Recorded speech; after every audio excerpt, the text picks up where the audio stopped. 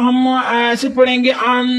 دا دال پر الف مدہ ہو رہا ہے، الف خالی اس سے پہلے زبر، تو ایک الف کی مدار کھینچ کر پڑھیں گے، ان پہ گنہ کریں گے،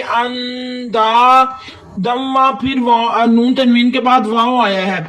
ہم نے پھر ادھر وصل کیا، ہم نے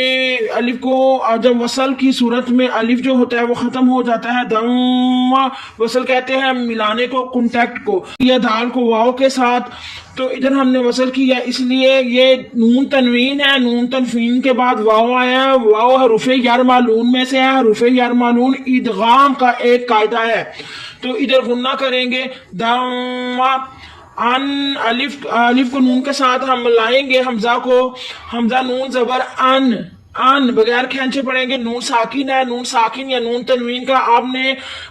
خوب دھیان کرنا ہے، جہاں بھی نون ساکن یا نون تنوین آئے تو آپ نے فل دھیان رکھنا ہے، نون ساکن کے بعد پھر تا آیا ہے تو یہ تا جو ہے پھر اخفا ہو رہا ہے، نہ حرف یرما نون یارا میم لا واو نون سے کوئی حرف آیا ہے، نہ حمزہ ہا عین ہا غین خا سے کوئی لفظ آیا، نہ اظہار ہو رہا ہے، نہ میم ساکن کے بعد با ہے قلب ہو رہا ہے، تو ادھر اخفا ہوگا، ادھر پھر گنہ کریں گے، انتم میم ساکن کا بھی فل دھیان رکھنا ہے، جہاں میم ساکن آئے ایک نون تنوین، ایک نون ساکن، ایک میم ساکن کا آپ نے فل دھیان رکھنا ہے، میم ساکن کے بعد کیونکہ ان سارے لفظوں کے بعد کوئی نہ کوئی قاعدہ آتا ہے، ان قاعدوں کو ہم نے دیکھنا ہوتا ہے، میم ساکن کے بعد اب کیا آیا ہے،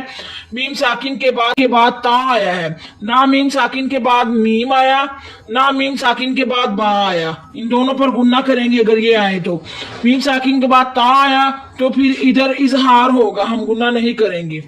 تو ہم اس لفظ کو ایسے پڑھیں گے، وَأَنْتُمْ، تا کو عین کے ساتھ ملائیں گے، تا عین زبر تا کو حروف توحجی کی طرح ہی پڑھیں گے جیسے ہم پڑھتے ہیں،